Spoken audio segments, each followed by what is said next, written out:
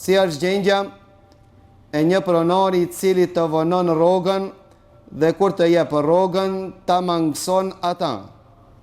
Allahu shpërbleft.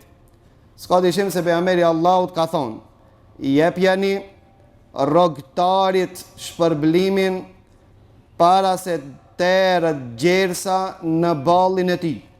Kjo suneti pejgamberit Allahut.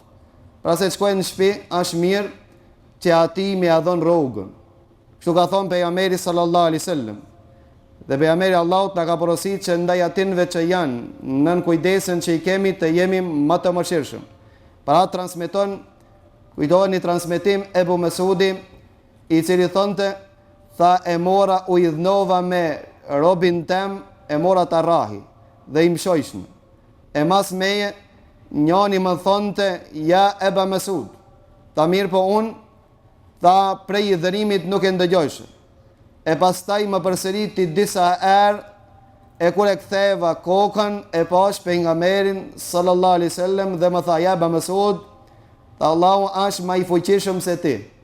Allahu është më I aftë se ti, pra Allahu është më I fuqishëm se ti, megjithatë Allahu azza wa jall të mëshiron dhe sjellet but me ti, pra sjellë edhe ti but me ta.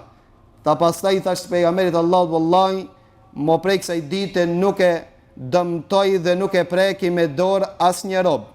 Dhe thot pejgamberi sallallahu alaihi wasallam, unë do të polemizoj në ditën e gjykimit, do të kërkoj pe Allahut që të polemizoj në favor të tyre për 3 lloj njerëz. Unë do të jem armiku I çdo njanit në ditën e kiametit për 3 lloj njerëz.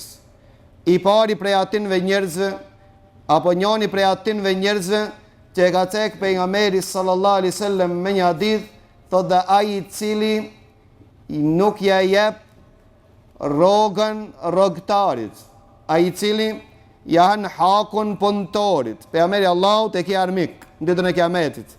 Pra nuk lejohet që të vonohet. Dhe thot pejgamberi Allahut, matlul ghani dhulm, ai që e vonon pagesën duke pas. Ka disa njerëz kanë, mirë po, ka qef të vonohet se si jipët. Ka qef viç me mor, a nuk I jipët. Ka thonë matlul ghani dhulm, ai që ka dhe si jep, ka thonë a ka të bo zullum.